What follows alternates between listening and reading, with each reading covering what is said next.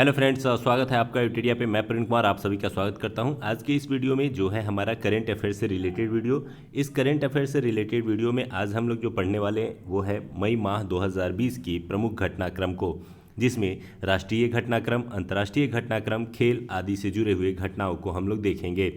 इस क्रम में इसके दो वीडियो आएंगे, पार्ट 1 एवं पार्ट 2। आज पार्ट 1 में हम लोग राष्ट्रीय घटनाक्रम को देखेंगे, जबकि अगले पार्ट में, पार्ट 2 में हम लोग इसके अन्य घटनाक्रम को देखेंगे। ये सभी एग्ज़ाम की दृष्टि से महत्वपूर्ण है और एडुटेरिया में प्रत्येक माह से जो आपको करंट से रिलेटेड वीडियोज़ प्रोवाइड किए जाते हैं, उसी क्रम में ये मई माह की घटनाओं का संग्रह देखने को मिलेगा।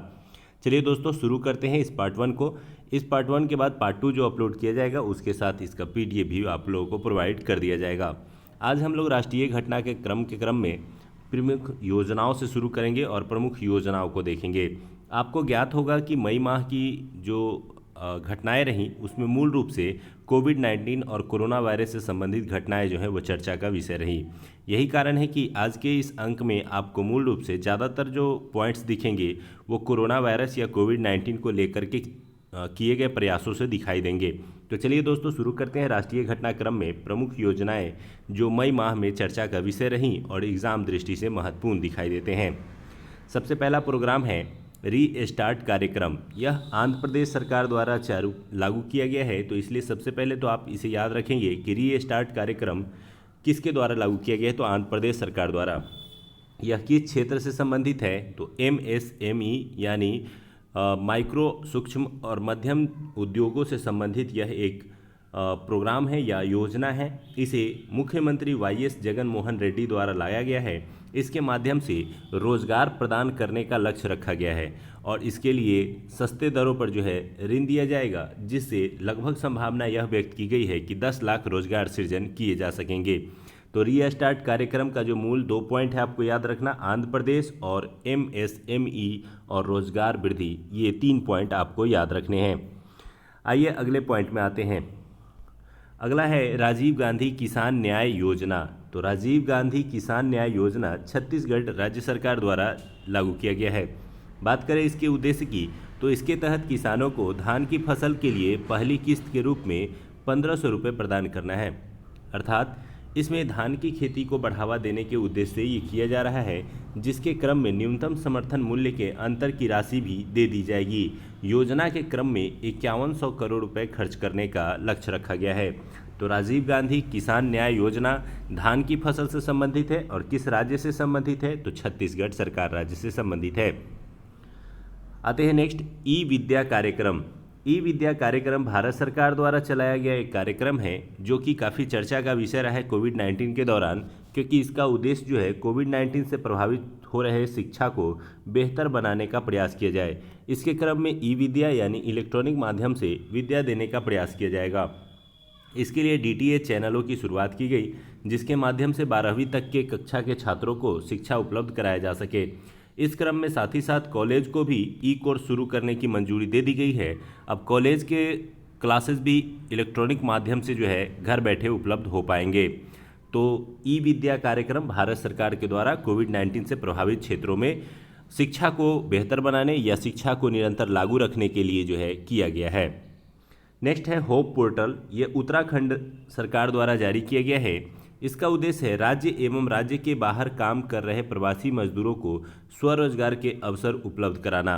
आपको पता होगा कि कोविड-19 के क्रम में रोजगार बुरी तरह से प्रभावित हुए हैं।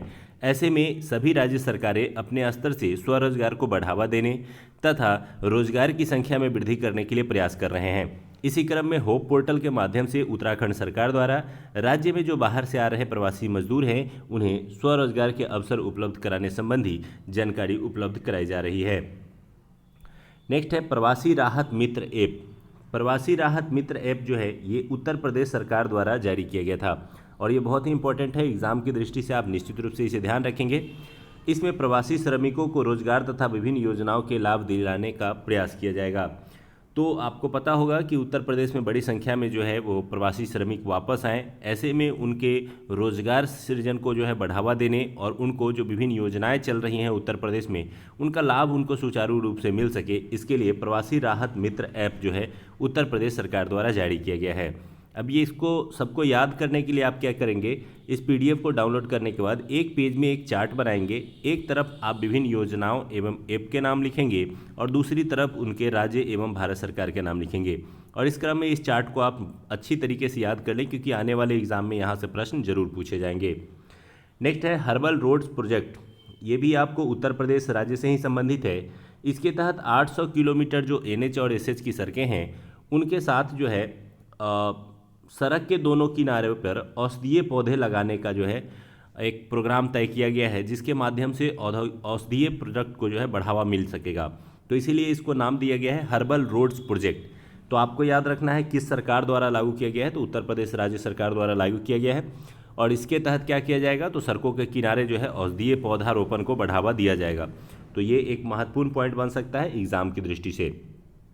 नेक्स्ट है आयुष कवच एप्लीकेशन। उत्तर प्रदेश सरकार ने लॉन्च किया है आयुष कवच एप्लीकेशन। उद्देश्य क्या है, तो नागरिकों को कुछ अवयवों के औषधीय गुणों के बारे में जानकारी प्रदान करना, ताकि स्वास्थ्य उपचार में सहायता मिल सके।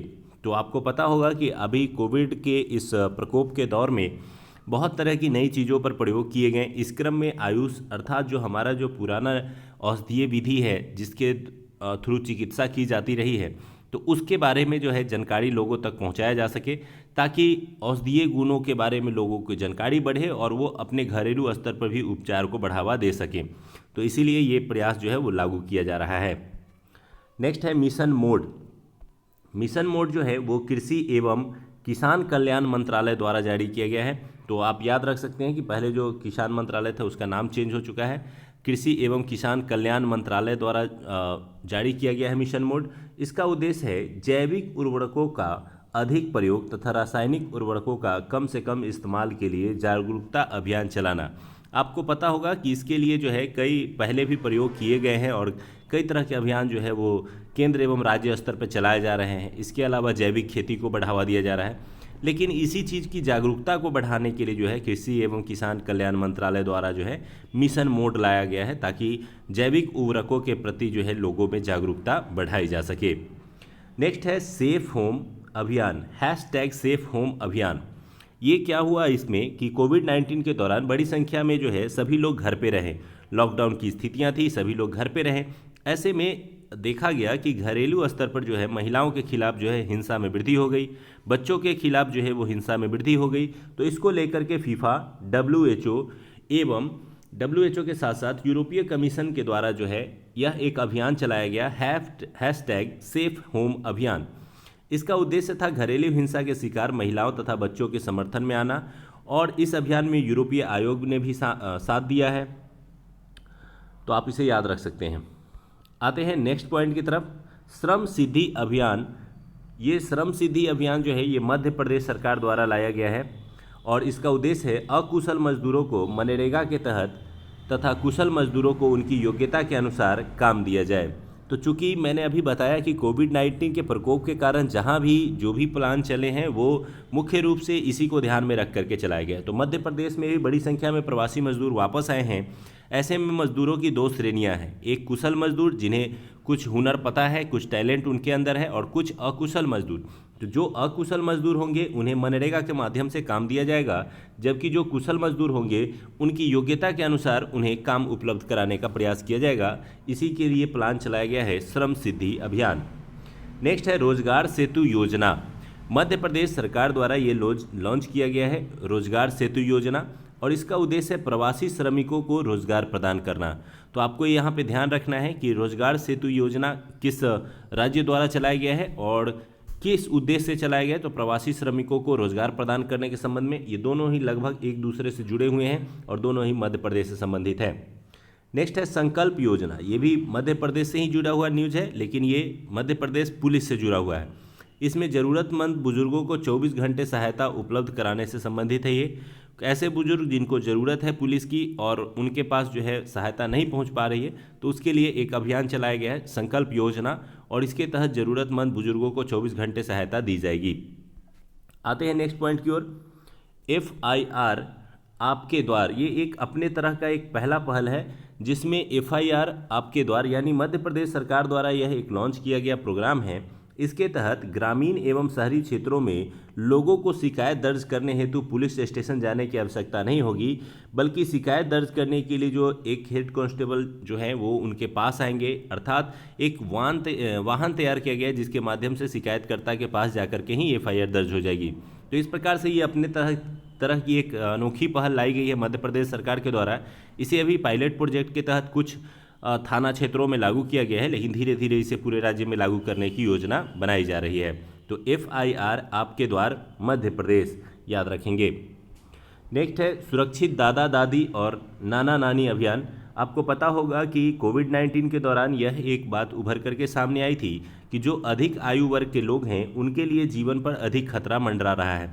ऐसे में नीति आयोग द्वारा एक पहल अपनाई गई कि सुरक्षित दादा दादी और नाना नानी अभियान, अर्थात इस कोविड-19 के दौरान वरिष्ठ नागरिकों के स्वास्थ्य पर विशेष ध्यान देने की जरूरत है, क्योंकि अगर उन्हें कोविड-19 से प्रभावित होना पड़ता है तो उनके जान को अधिक खतरा है, क्योंकि मरने वाले की रेशियो में बुजुर्गों की रेशियो जो है वो अधिक पाए गए थे। इसीलिए यह एक अभियान चलाया गया, सुरक्षित दादा दादी और नाना नानी अभियान।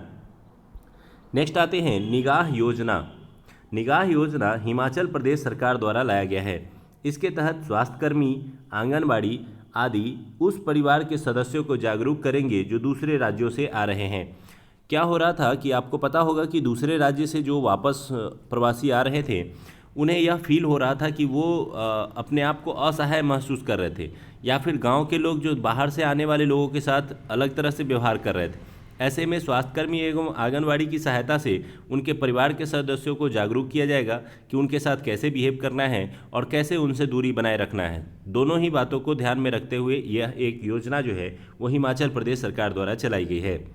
नेक्स्ट है मुख्यमंत्री शहरी रोजगार गारंटी कार्यक्रम। यह हिमाचल प्रदेश सरकार द्वारा चलाया गया है। इसे वीवीआई कर लेंगे, क्योंकि मनरेगा के बारे में तो आपने सुना होगा कि जो ग्रामीण क्षेत्र में रोजगार की समस्या है उसको लेकर के मनरेगा कार्यक्रम चलाए जाते हैं, लेकिन हिमाचल प्रदेश सरकार द्वारा मुख्यमंत्री शहरी रोजगार गारंटी योजना चलाई गई है। इसके तहत शहर के निवासियों को 120 दिन तक रोजगार प्रदान किया जाएगा। जैसे ग्रामीण क्षेत्रों के लोगों को रोजगार देने के लिए मनरेगा का सहारा लिया जाता है, उसी तरह से हिमाचल प्रदेश सरकार ने निर्णय लिया है कि वो 120 दिन शहरी बेरोजगारों को रोजगार उपलब्ध कराएंगे। नेक्स्ट है पहल परियोजना। पहल परियोजना जो है वो अमेरिका की कंपनी यूसैड तथा नई दिल्ली की कंपनी जेपीई की एक संयुक्त परियोजना है।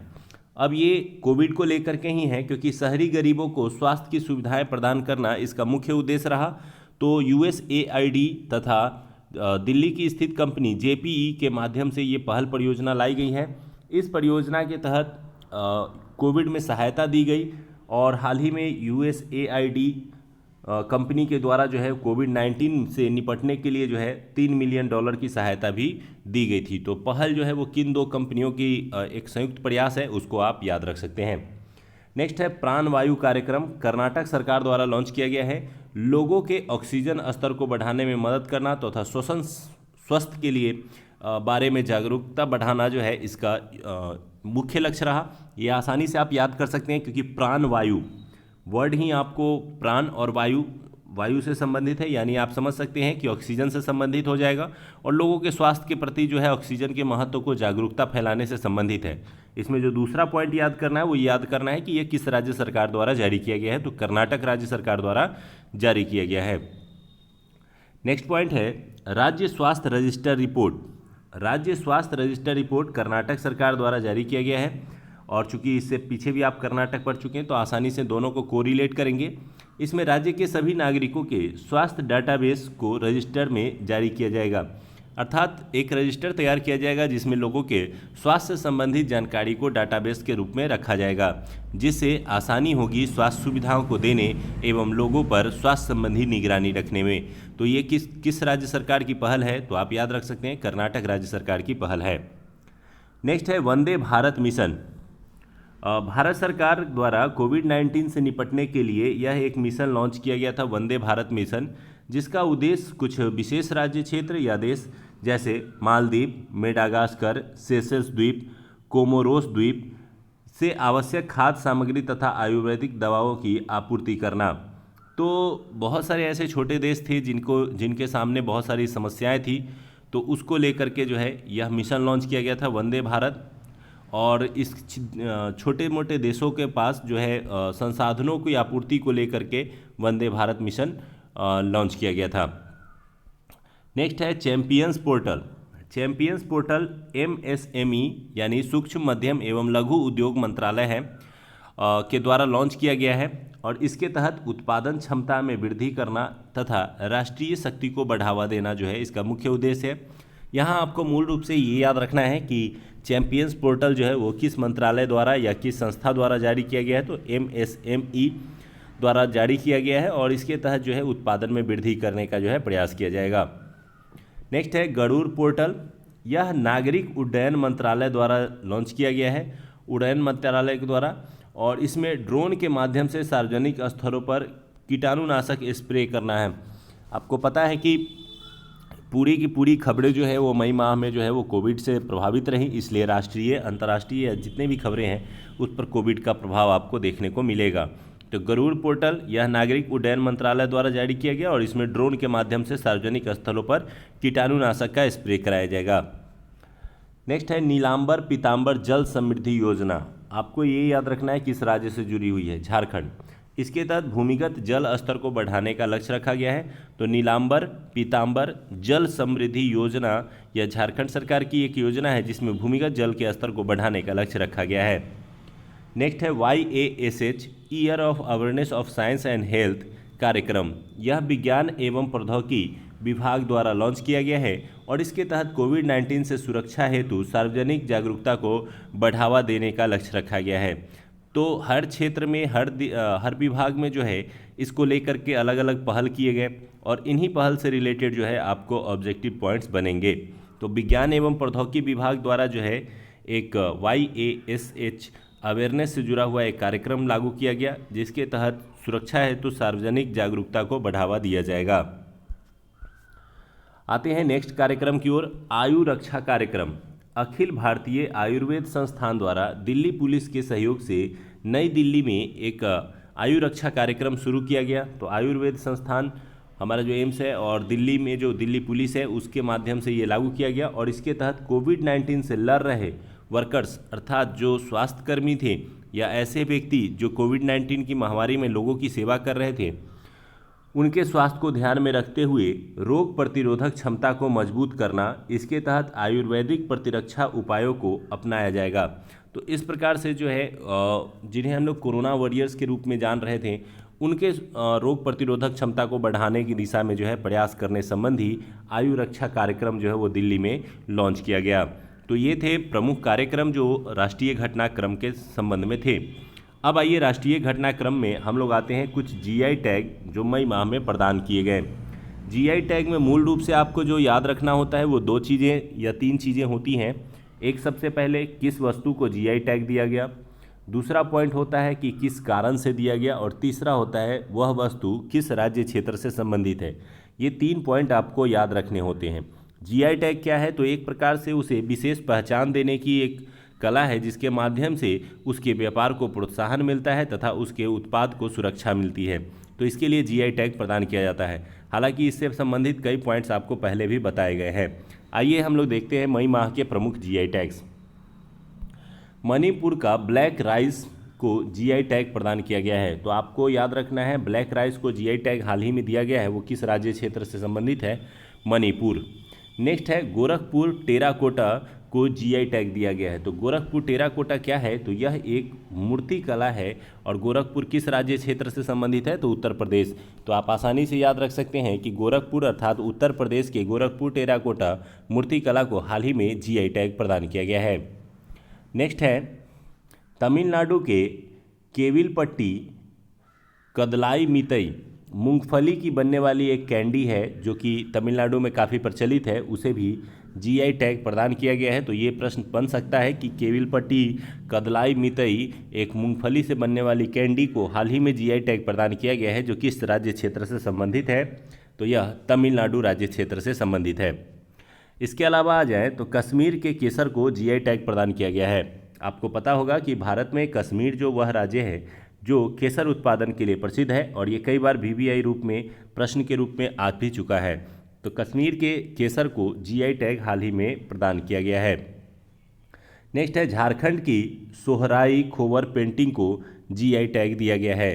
तो झारखंड की सोहराई खोवर पेंटिंग कला को जो है जीआई टैग दिया गया है। तो आपको याद रखना है किस राज्य क्षेत्र से संबंधित है यह पेंटिंग कला, तो झारखंड।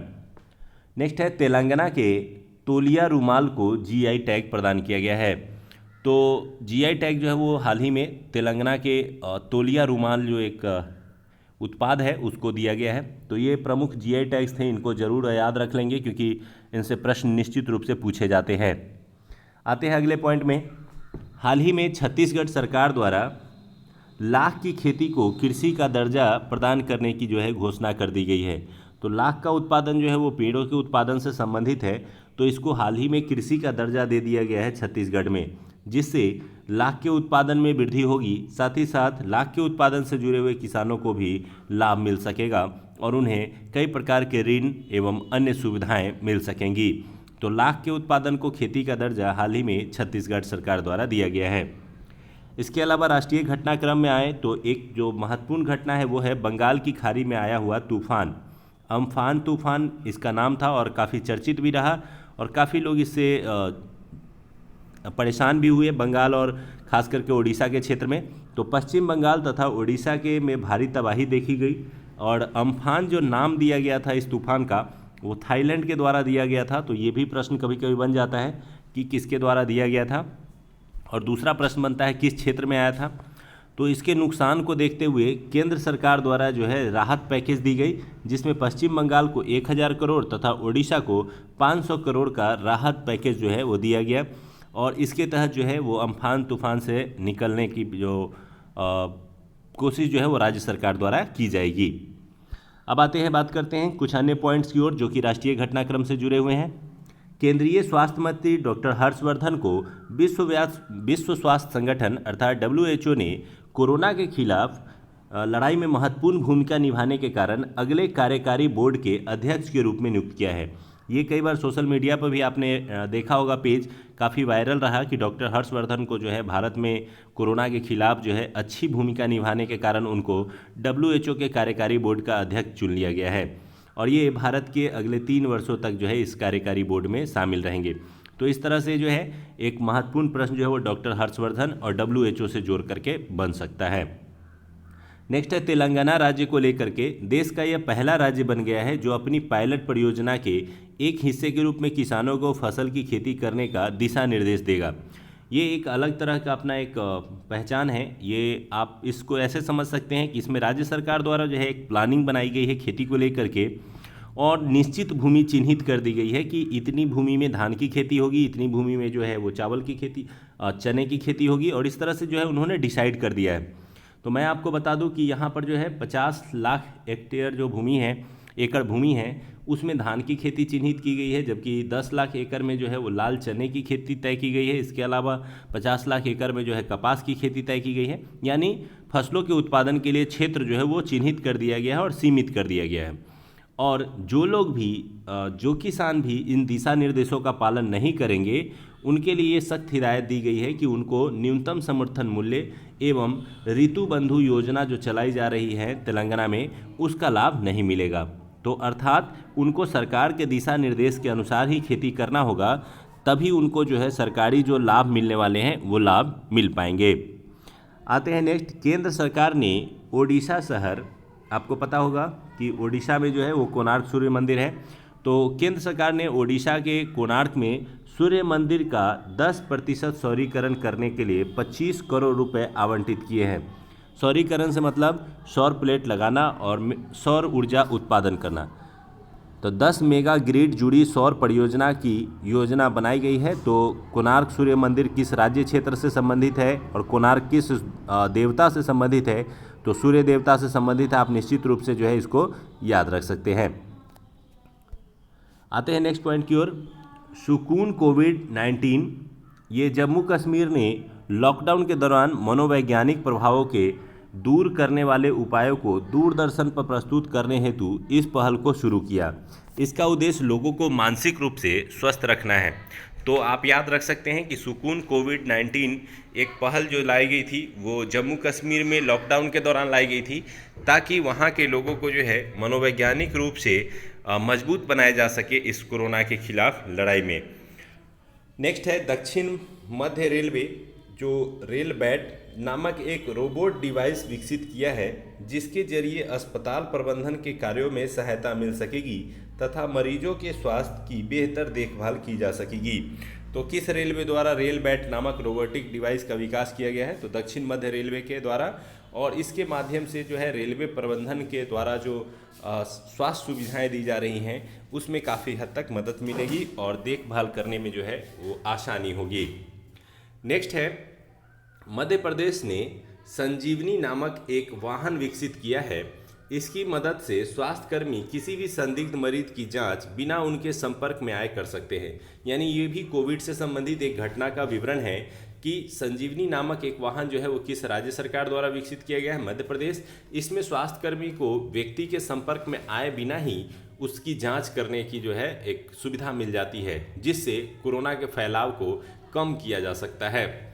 नेक्स्ट है मनरेगा के तहत श्रमिकों को रोजगार प्रदान करने के मामले में छत्तीसगढ़ राज्य की जो है वो सूची सबसे बेहतर रही है।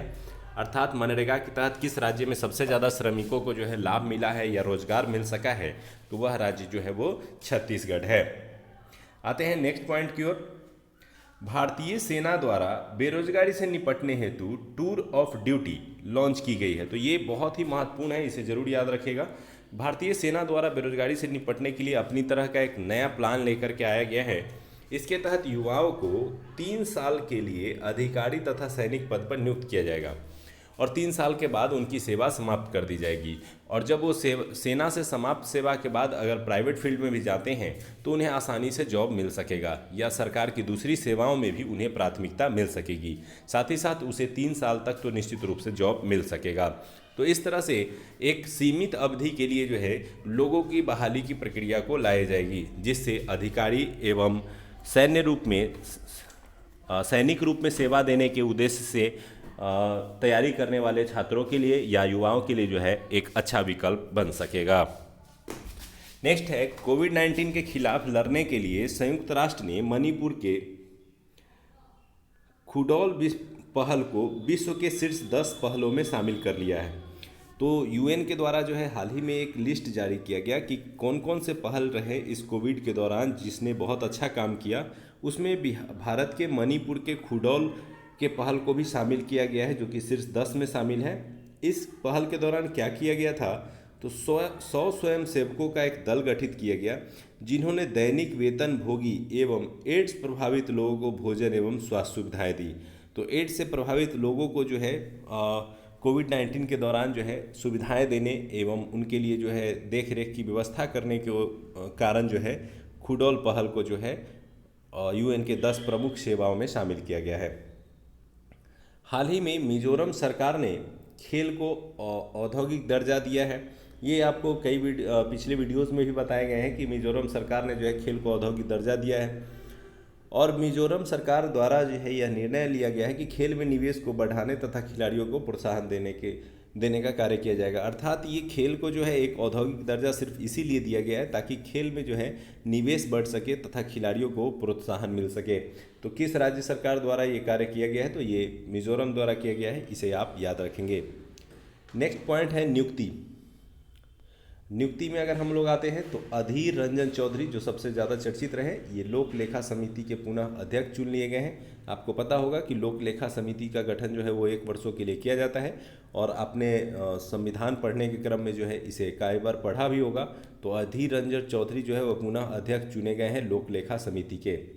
नेक्स्ट है गोविंदा राजलू चिटाला। तो गोविंदा राजलू चिंटाला जो है वो नाबार्ड के अध्यक्ष चुने गए हैं और नाबार्ड के बारे में भी आप जानते होंगे कि ग्रामीण क्षेत्र में कृषि से संबंधित ऋण देने के लिए जो है ये काफ़ी प्रचलित संस्था है। नेक्स्ट है श्रीकांत माधव, ये IOC इंडियन ऑयल कॉरपोरेशन के चेयरमैन चुने गए हैं। तो 3 प्रमुख नियुक्तियां जो मई माह में चर्चा में रही, इन्हें आप याद रख सकते हैं। इसके अलावा निधन से संबंधित कुछ पॉइंट जिनका निधन मई माह में किया हुआ। पहला है अजय कुमार त्रिपाठी, ये लोकपाल के न्यायिक सदस्य थे जिनकी हाल ही में मृत्यु हो गई। नेक्स्ट है बलबीर सिंह, सीनियर, ये पूर्व भारतीय हॉकी खिलाड़ी हैं जिन्होंने ओलंपिक पदक भी भारत के लिए जीता था। तो पूर्व भारतीय हॉकी खिलाड़ी बलबीर सिंह की हाल में ही मृत्यु हो गई। और नेक्स्ट है अजीत जोगी, जो कि छत्तीसगढ़ के पूर्व मुख्यमंत्री रहे हैं, इनकी हाल ही में निधन हो गई है।